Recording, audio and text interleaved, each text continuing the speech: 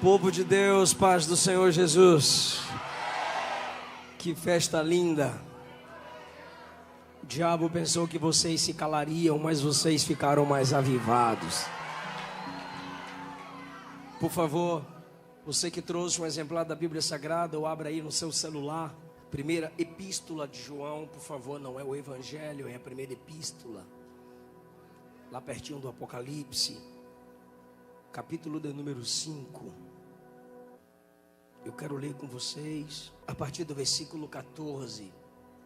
Posso iniciar a leitura? Digam amém. Esta é a confiança que temos nele, que se pedirmos alguma coisa, segundo a sua vontade, ele nos ouve.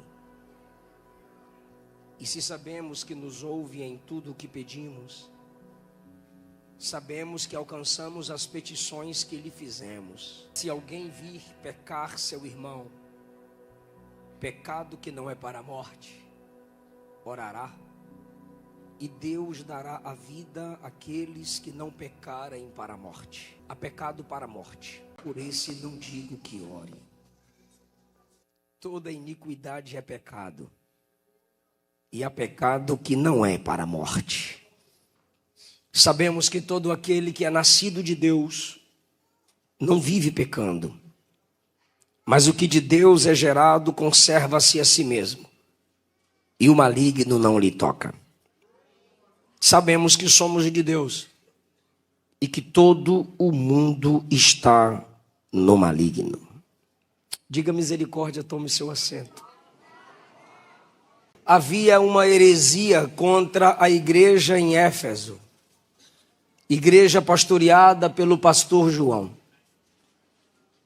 Os hereges, que no capítulo 2 são chamados de anticristos, se afastaram da igreja, mas, à semelhança dos netcrentes e youtubobos e páginas de fofoca da nossa geração, eles ficavam perturbando os irmãos, tentando desfazer a pregação do apóstolo, negando a divindade de Jesus. Cristo não era o Deus encarnado. Se Cristo não era o Deus encarnado, o pecado não é tão grave assim. Se ele não é santo, santo, santo, para que se preocupar com a pecaminosidade diária? Jesus era um homem comum, dizia eles. João, no capítulo 5, defende a divindade de Jesus. Ele diz que Cristo é a vida, diz que é a fé em Cristo que nos ajuda a vencer o mundo, diz que quem nega a divindade de Cristo faz de Deus mentiroso, blasfêmia. Esses estão perdidos. Mas sempre tem na igreja a turma do não julgueis. Sempre tem na igreja aqueles que pensam que Deus não julga, que Deus não condena, que Deus não exclui. Leem a Bíblia pelas suas lentes emocionais. E João vai deixar claro, a partir do versículo 14, que a igreja tem uma certeza. Certeza de que Jesus escuta orações, porque Ele é Deus. E as responde. Para esses, João diz, não adianta orar por qualquer coisa. Não adianta orar de qualquer forma.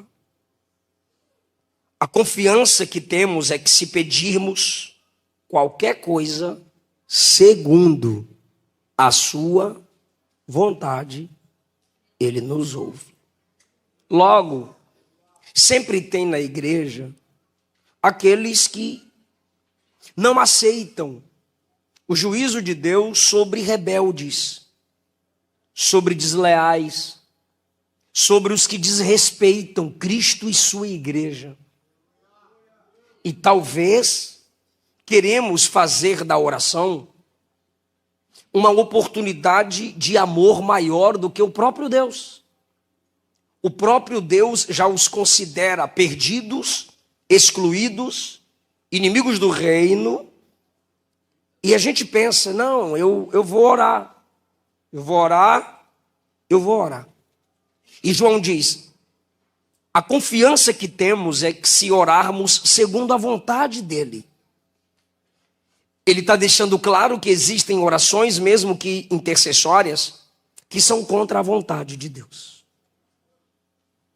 Posso não fazer nada pelo herege, mas eu posso fazer o máximo por vocês, que ainda pertencem ao povo de Deus, e vocês podem fazer por mim, que pela graça ainda pertenço ao povo de Deus. E isso é abrir as Escrituras e expor a vocês o que a Bíblia fala sobre a oração intercessória. Existem orações que Deus não lhe responderá positivamente a respeito de si mesma, de si mesmo ou a respeito de alguém. Porque não é da vontade de Deus responder positivamente. Não é porque você ora e no final da oração você usa o nome de Jesus que já está garantida, vitória garantida, pois o nome de Jesus não é uma vara mágica. O nome de Jesus não é uma assinatura, um contrato liberado para você orar, falar, desejar e usar o nome dele como bem quiser, como luteranos e católicos, na conclusão de suas orações, fazer o sinal da cruz e acabou. Não. O texto está dizendo que a nossa confiança nos faz pedir qualquer coisa conforme a vontade dele. Se não é da vontade dele, você está pedindo errado. Existem coisas em nossas vidas pessoais que estamos clamando, pedindo, e Jesus está calado, até você entender que não é da vontade dele. E quando ele diz não, nos abatemos. Quando ele diz não, nos entristecemos. E ele tem seus modos de dizer não. E um dos modos dele dizer não é o seu silêncio. É quando Moisés está insistindo, me deixa entrar na terra, e a resposta de Deus foi, não me fale mais sobre esse negócio. Fizeram um churrasco na minha casa, alguns jovens foram fazer um churrasco lá em casa, e faltou algumas coisas. E a Luana falou, meu bem, tá faltando isso, isso e isso. Aí eu falei, problema deles, eu não vou comprar. Já estão na minha casa comendo da nossa carne, do nosso carvão, ainda vou comprar? Aí a Luana sempre dá um jeitinho. Vão ali na esquina e compra no mercadinho, que de noite a gente paga. E os três foram no mercadinho da esquina comprar o que estava faltando para o churrasco. Só que sempre tem um encapetado no meio. E tinha um encapetado no meio. O que ele fez? Enquanto passava os produtos necessários que estavam faltando para o churrascão, ele pegou um corote.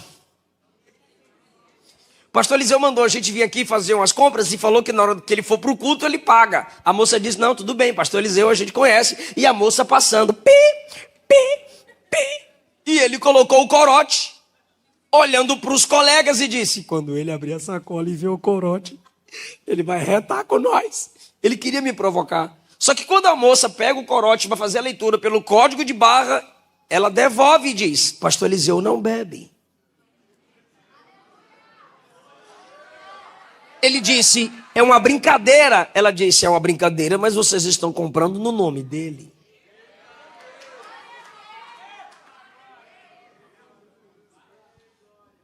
Alguns hotéis, quando a gente chega, pastor Moisés sabe do que eu estou falando, e os ministros que viajam, que aqui estão. Cadê os ministros? Está por aí. A gente chega no quarto do hotel e tem um frigobar. Quando a gente abre o frigobar, tem cerveja, cachaça. E a gente vigia e diz, tem como tirar antes mesmo que eu entre? Porque se não vigiar, qualquer coisa ali vai para o nosso nome. Isso é orar em nome de Jesus. Tem coisas que você está orando, pedindo, aí quando acaba a oração você diz em nome de Jesus, amém.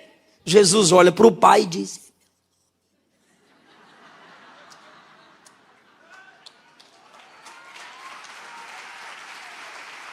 é como se o Pai estivesse, como se Jesus estivesse dizendo ao Pai, eu não pediria isso. Jamais Jesus pediria ao Pai o que envergonharia o nome dele. Isso é orar em nome dele. É pedir o que ele pediria. É fazer o que ele faria. Então não adianta você orar para vender mentindo. Orar para ser o funcionário do mês burlando leis. Orar para aumentar o salário ferindo, entristecendo pessoas com seu caráter falido. Aí no final do mês, seu nome está lá em cima e você diz, louvado seja Jesus. Isso é muita oração. Não é. Foi seu jeitinho brasileiro. Foi falcatrua. Não adianta você destruir um casamento pelo adultério e depois postar fotinha. Ó, a benção que Deus me deu. Não, você destruiu uma família. Deus jamais destruiria uma família para te abençoar. Jamais. Então, se alegre com sua conquista, seu jeito, seu modo. Só não envolva o nome dele. Por quê? Porque ele só responde oração conforme a vontade dele. Quando você ora, você não é a soberana, nem o soberano, você é o servo. Por isso eu digo que quando você chegar no céu, você vai agradecer mais pelas orações não respondidas do que pelas orações respondidas. Por quê? Primeiro, porque mais são as orações não respondidas do que as respondidas. E por que são mais orações não respondidas do que as respondidas? Porque a gente mais ora fora da vontade do que dentro.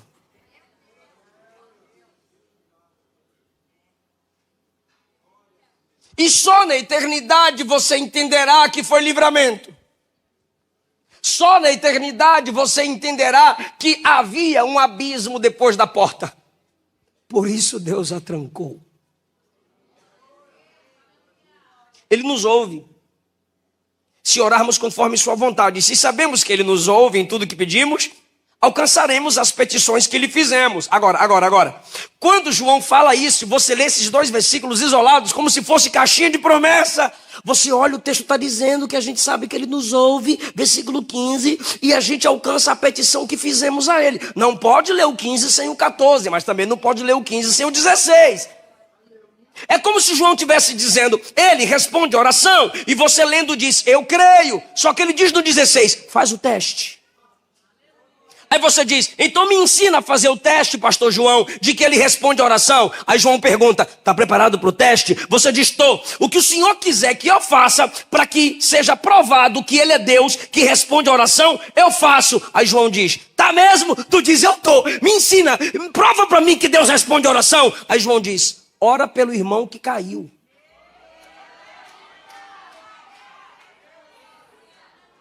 Não, mas eu pensei que era comigo, eu pensei que era para mim. A questão é que reino não é sobre você. Evangelho não sou eu, somos nós. Então ele trata de oração no 14, ele trata de oração no 15, aí ele diz, se algum de vocês vir seu irmão pecar, ore. E Deus dará vida. Porque o normal pós-pecado é morte. E eu não estou no Antigo Testamento, eu estou no amor. João é o apóstolo do amor. Ele chama a igreja de filhinhos. Ele deitava aqui em Jesus. Então, a oração é conforme a vontade dele. Segundo, se você viu seu irmão cair, pode orar por ele. Lembra que ele está inicialmente contra os hereges que negam a divindade de Jesus. Aí ele diz, só ore se o pecado não for pecado para a morte. Se o pecado for para a morte, eu não digo que ore. Viu seu irmão pecar e não é pecado para a morte? Pastor, o que seria então o pecado para a morte? Vou tentar mostrar para vocês aqui. Primeiro, é aquele que Jesus já matou. Se já matou, para que orar? Claro que tem a heresia do pós-morte. Orar pelos mortos. quando Lutero se sentiu impulsionado a fazer a reforma, era quando as indulgências eram vendidas no catolicismo romano. Se pagava para subir escadas de joelho em cada degrau, fazer a oração do Pai Nosso, para que a alma do parente que já tinha morrido saísse do purgatório. Pecado para a morte, se o juízo de Deus veio, já levou, não adianta mais orar, porque depois da morte segue-se o juízo. Marcos 2 diz que perdão é para quem está na terra. O que é o pecado para a morte? Segundo, é aquele que a pessoa tem prazer em continuar no seu pecado. Por esse o texto diz, não ore. Por quê? Porque ela ama o que ofende Deus.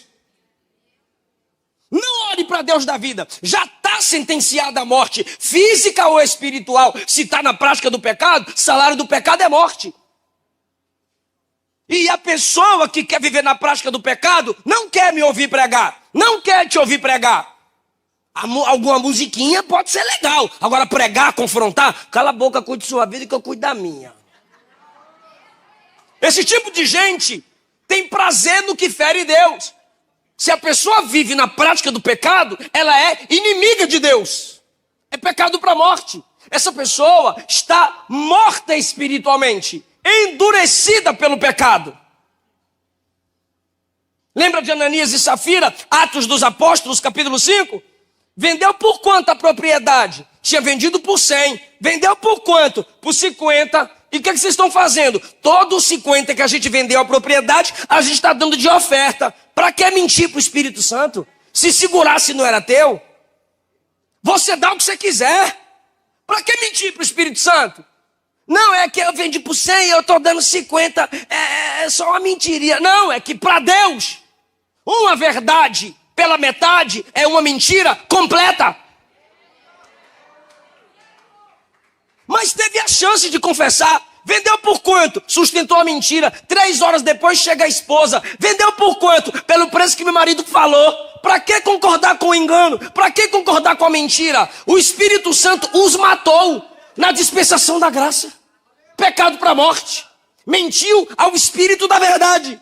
É quando você tem a chance de confessar e vira as costas para a igreja. É quando você tem a chance de se arrepender e não dar ouvido à mensagem. É quando o pregador prega, o cantor confronta, Deus usa alguém para te despertar e você vira as costas. Pecado para a morte. Vai chegar o momento que você vai desejar intercessão e Deus vai dizer, não ora.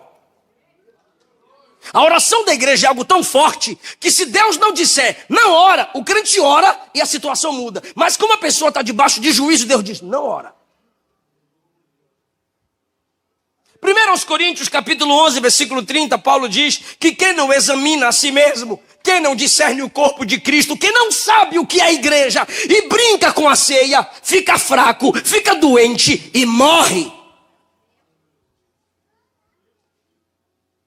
Pecado para a morte é quando você não confessa, é quando você não deixa, é quando você não abandona e você perde até a graça da intercessão. É quando você não aceita a disciplina. Hebreus 12, 6, o Senhor corrige a quem ama. Aceita todo o que recebe como filho. É para a disciplina que vocês perseveram. Qual é o filho que o pai não corrige? Mas se estáis sem correção, de que todos os crentes sois participantes, você não é filho, você é bastardo. Tem gente que não suporta a disciplina, tem gente que não suporta a correção, não pode exortar, não pode pregar nas cartas como eu estou pregando aqui, não pode pregar contra a mentira, contra adultério, contra a prostituição, contra a avareza, não pode. Eles não aceitam disciplina e o texto está dizendo que quem não aceita disciplina não é filho, e Deus não tem compromisso com quem não é filho.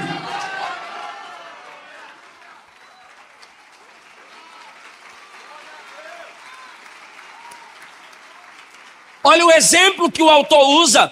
Tínhamos os nossos pais humanos que nos corrigiam e os respeitávamos. Agora, olha o que ele diz. Não havemos de estar em muito maior submissão ao Pai espiritual. Agora. Para vivermos. O Warren Wiersbe, comentando Hebreus 12, diz que, como disciplina, Deus encurta a vida de alguns crentes. Deus limita o tempo de vida como disciplina. Por quê? Porque Deus sabe que se vivesse mais, pecaria contra Ele, iria para o inferno.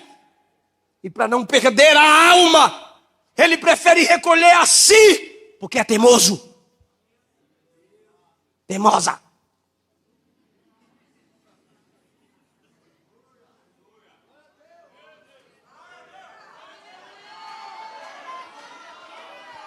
O último exemplo do pecado para a morte, blasfêmia contra o Espírito Santo, Mateus 12, Lucas 12. É quando você atribui a Satanás aquilo que Jesus fez. Se você não sabe o que está acontecendo, se você não tem maturidade, se você não tem discernimento, cala a boca. Quem menos fala, menos terá do que se arrepender. Cuidado para você não estar satanizando aquilo que é divino. Pergunte, questione, duvide, mas não dê glória a Satanás sem ter conhecimento de causa. Isso é blasfêmia contra o Espírito Santo. Talvez quem está me assistindo ou quem está me escutando aqui já está preocupado. Misericórdia, pastor. Eu acho que eu já blasfemei. O que é que eu vou fazer da minha vida? Estou perdida, estou perdido.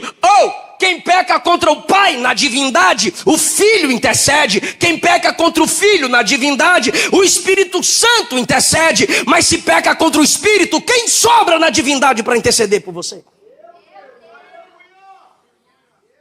Como que há salvação para o blasfemo se ele acaba de rejeitar o único que pode regenerá-lo? Como que haverá perdão para o blasfemo se ele ignora, se ele xinga, se ele amaldiçoa, se ele vira as costas para o único que pode convencê-lo de seu pecado? Mas se você está preocupada, se você se preocupou, fica tranquilo, essa é a prova que você não blasfemou. Porque essa sensibilidade é o Espírito Santo quem gera. Esse temor é o Espírito Santo quem gera. O blasfemo não teme. O blasfemo é inimigo de Deus. O blasfemo é inimigo da igreja. Pecado para a morte. Blasfêmia contra o Espírito. Por esses, não ore. Mas eu quero orar. Problema, vai gastar saliva. Ele não responde. Não ore, não ore, não ore, porque seu Deus é justiça também. Seu Deus é fogo consumidor. Então quem sabe tinha crente lá, os hereges vão voltar, os inimigos, né, Joãozinho? Dá uma chancezinha. Chancezinha? O cara não vai para o inferno por causa de pecado. Ele vai para o inferno porque zomba do Salvador. Pecado, o preço foi pago na cruz. Agora, rejeitar o Salvador, pisar no sangue derramado. Hebreus 6 fala que a apostasia é pisar de novo, expor a vergonha, pisar no sangue do Cordeiro e expor Cristo à vergonha.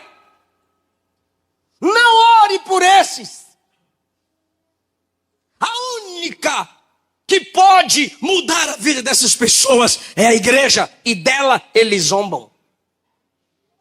Hebreus capítulo 10, vou ler. Os desigrejados, não institucionalizados, tem outro, destemplados, odiado, eles não gostam.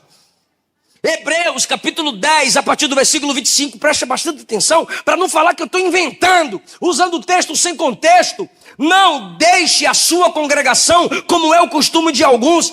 Antes, em vez disso, admoestamos os uns aos outros, porque está chegando aquele dia. Porque se pecarmos voluntariamente, depois de termos recebido conhecimento da verdade, não resta mais sacrifício pelos pecados. Não adianta jejuar, não adianta tirar água, não adianta ficar a madrugada toda. Não há mais sacrifício pelos pecados. Só existe uma coisa: expectativa horrível de juízo e ardor de fogo que vai devorar os adversários de Deus. E começa com o ato de deixar de congregar. Porque sempre quem deixa de congregar se sente melhor que todo mundo. E às vezes é o pior que tem na igreja. É o Satanás. Aí o versículo 28 diz: quebrando alguém a lei de Moisés, morre sem misericórdia, só pela palavra de 2 ou 3 testemunhas. De quanto maior castigo será julgado merecedor aquele que pisar o Filho de Deus e tiver por profano o sangue da nova aliança que foi santificado e fizer agravo ao Espírito da graça. A apostasia começa com abandono da congregação, abandono da fé, pecado para a morte. E isso aqui não é apenas invencionice de João. O Senhor falou para Jeremias no capítulo 7, versículo 16: não ore por esse povo, nem levante oração, nem levante clamor. Jeremias 11, 14: não ore por Israel, não levante clamor, nem oração. Jeremias 14, 11: não ore, eu não vou te ouvir, não ora. É Deus falando, o próprio Deus falando para Jeremias: não interceda por esse povo. Por quê? Porque eles não querem se arrepender.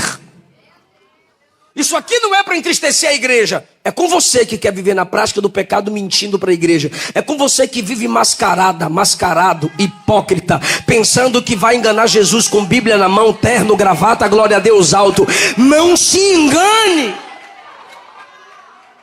Viver na prática do pecado faz Deus rejeitar qualquer tipo de intercessão. Ora por mim, mamãe. Ora por mim, maninho. Ora por mim, maninha. Ora por mim, miga.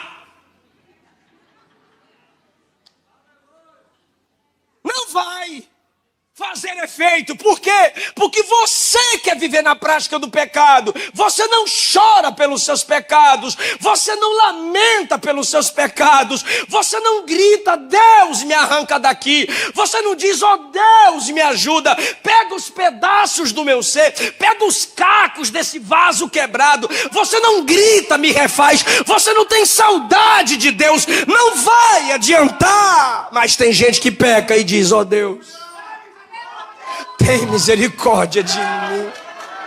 Tem gente que cai e diz: ó, que saudade eu estou da sua presença. Tem gente que trava na caminhada e diz: eu quero voltar ao primeiro amor. Tem gente que se suja e diz: me lava, me purifica, me dá um novo coração. Tem alguém aqui que já orou desse jeito? Tem alguém aqui que já clamou assim?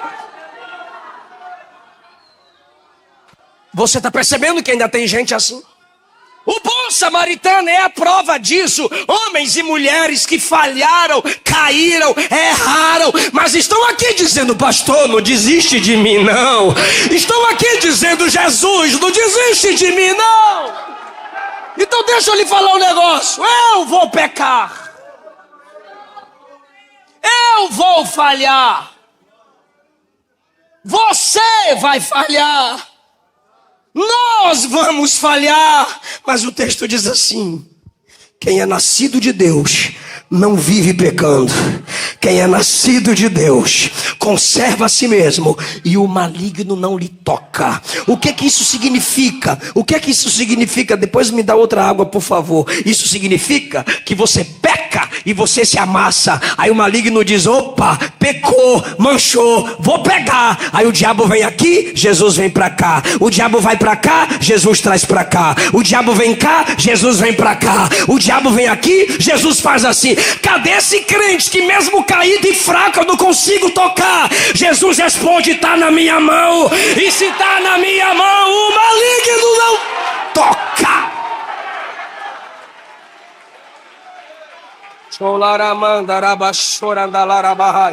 Eu estou sentindo a presença de Jesus aqui, obrigado. Teve gente que disse: agora ela não levanta mais, agora ele caiu de vez, agora perdeu a unção. Igual falaram essa semana de tanta fofocaiada com meu nome: agora a máscara caiu, agora Eliseu se acabou. A igreja de pé, eu estou de pé, você está de pé. Quem te sustenta é Jesus. O maligno não lhe toca. Agora pergunta para mim: pastor, ficou horrível, pastor, qual o segredo do maligno não nos tocar?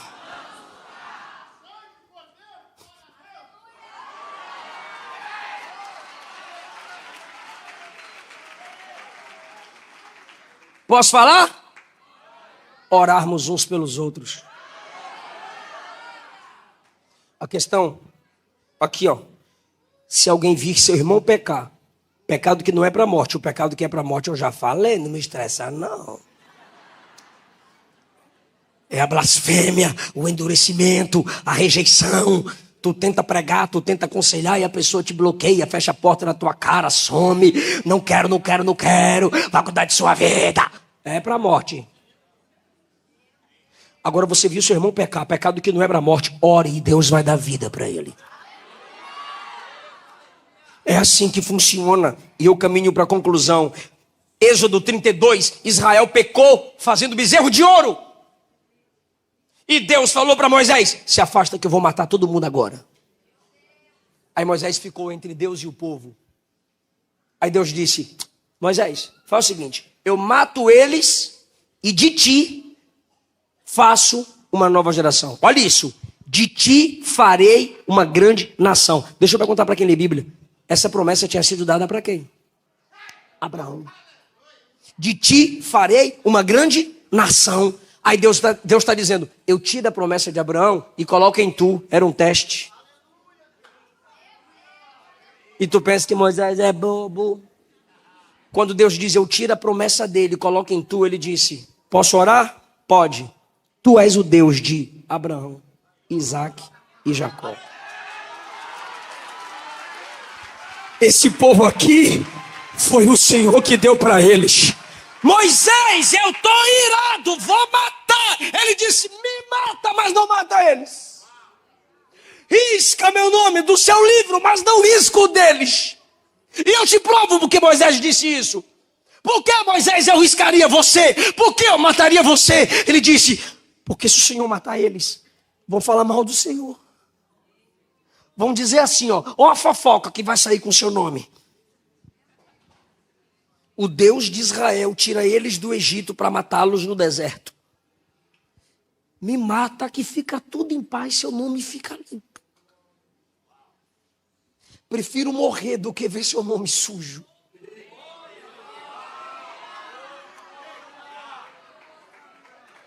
Aí Deus disse, olha, irmão, olha a jogada. Aí Deus disse, tá bom, não vou matá-los. Aí ele diz, então vai com a gente. Aí Deus disse, eu não, o anjo vai. Ele disse, se o senhor não for, nós não vai. Aí Deus disse, tá bom, minha presença vai contigo para te fazer descansar. Aleluia! Sua intimidade com Deus consiste na sua capacidade de orar pelos caídos. Orar só por quem está de pé não é prova de intimidade com Deus, não. Para que intimidade com Ele se não é para levantar quem está caído? Para que unção se não é para sarar quem está ferido? Para que poder se não é para fortalecer quem está fraco? 1 Samuel capítulo 12, Israel pecou, pecado da idolatria. Os filisteus humilham, massacram. O povo vem atrás de Samuel e diz assim, ora por nós, clama ao Senhor por nós. Samuel respondeu, pecaria eu contra Deus se eu deixasse de orar por vocês. Eu caído, você espiritualmente em pé, sem orar por mim, para Deus é dois pecadores. E eu posso ter mais chance que eu caído vou estar quebrantado. Você em pé sem orar por mim é soberba, e a soberba te torna semelhante a Satanás. Deixar de orar por quem caiu é pecado. Jó, no capítulo 42, versículo 7, acabando Jó de falar aquelas palavras, o Senhor veio ao seu amigo, ele faz amigo de Jó, e disse, eu estou irado com você, e estou irado com seus amigos, porque não falaste de mim o que era reto, como meu servo Jó. Deus falando para os amigos de Jó, pega o bezerro, vai até Jó, e ele vai orar por vocês, dele eu vou aceitar a oração, por vocês, para que eu não trate vocês conforme a loucura que vocês fizeram. Agora imagina, Jó está lá de boa e os três amigos da onça chegam com o bezerro. Ora por nós, porque Deus falou para nós, para falar para tu falar para ele não matar nós. Intercede por nós. Tu está preparado para dar glória a Deus? Então eu vou ler. Enquanto Jó orava pelos seus amigos, Deus virou o seu cativeiro e lhe deu em dobro tudo o que antes possuía.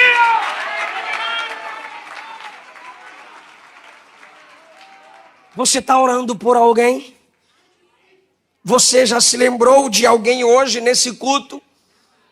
Já se lembrou de alguém enquanto estava em casa ou no trânsito, no seu momento de oração? Agora Jesus, olha o que diz Lucas 22:31. Jesus disse: Simão, Satanás já conseguiu permissão para te testar. Ele vai peneirar você como o lavrador peneira o trigo a fim de separá-lo da palha. Mas fique tranquilo, eu orei por você para que a sua fé não acabe. Você vai voltar para mim e vai fortalecer seus irmãos. Jesus intercedeu por Pedro. Falhou, caiu. Mas quem foi Pedrão, meu irmão? Por isso Paulo estava sempre dizendo: orai por mim, orai por nós. Fala para uma pessoa, precisa pegar na mão não, só falar, fala assim: quando você canta, tu se parece com um anjo. Quando tu prega, tu se parece com apóstolos. Mas quando ora por mim, tu se parece com Jesus.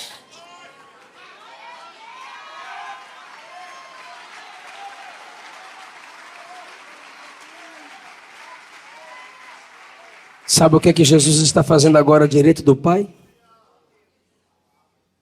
Intercedendo por nós. Mas você sabia que tem gente que esquece de orar por tu? Tem dia que nem tua mãe ora por tu. Tem dia que seu pastor não ora por você e é a missão dele orar por nós. Tem dia que eu, como pastor, falho e não oro pelas ovelhas no campo onde eu sou co-pastor. Mas eu vou ler 2 versículos, só para quem estiver preparado para dar glória. Deixa eu ver se só eu sou pecador, quer ver? Quem aqui já se esqueceu de orar por alguém? Ah, tá. Aleluia. Então tá bom. Todo mundo aqui se esquece de orar por alguém. É mais fácil printar. Tu viu isso, babado? É mais fácil ligar. Mano, não, aqui pra nós, você tá sabendo que eu tô sabendo, você tá sabendo. Fulano caiu, velho, mas eu sabia. É mais fácil. Mas o texto tá dizendo, viu seu irmão cair? Cai de joelhos por ele. Se põe na brecha por ele. Mas vai ter dia, vai ter igreja, vai ter pastor, vai ter sacerdote que se acha levita da tribo de Levi, que não vai orar por tu. Vai ter irmã da canela de fogo, tô orando por ti, meu filho. Tô orando por tu, vaso, faz o pix. Vai prometer, mas não vai orar. Vai esquecer. Concorda, sim ou não? Mas o texto diz, Romanos capítulo 8, versículo 26. O Espírito Santo ajuda nossas fraquezas, porque não sabemos pedir como convém. Ele intercede por nós com gemidos inexprimíveis. O versículo 27 diz, aquele que examina os corações sabe qual é a intenção do Espírito, e é ele que, segundo Deus, intercede pelos santos. Pode faltar um homem orando por nós na terra. Tem 2 no céu. Jesus e o Espírito Santo. Fica em pé.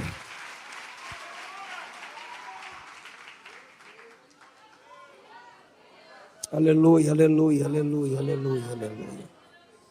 2 coisas Jesus está fazendo aqui agora.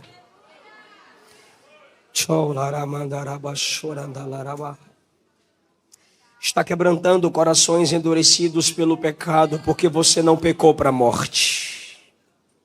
E está levantando intercessores. Está quebrantando corações feridos pelo pecado, e está levantando intercessores. Se o Espírito Santo habita em você, você vai aumentar o seu tempo de oração a partir de hoje. Se você orasse mais pelos seus inimigos, você ficaria mais tempo de joelho. Ore por quem te amaldiçoa. Ore por quem desejou sua queda. O Espírito de Cristo está em você. E enquanto era crucificado, ele dizia: Pai, perdoa, porque eles não sabem o que fazem. O mesmo Espírito que estava em Estevão está em você. E enquanto estava sendo apedrejado, Estevão dizia: Senhor, não cobra deles esses pecados. Não impute esses pecados a eles. Recebe o meu Espírito. Que o Senhor te dê graça, intercessora. Que o Senhor te dê graça, meu irmão. A eternidade vai revelar como foi bom ter um coração perdoador.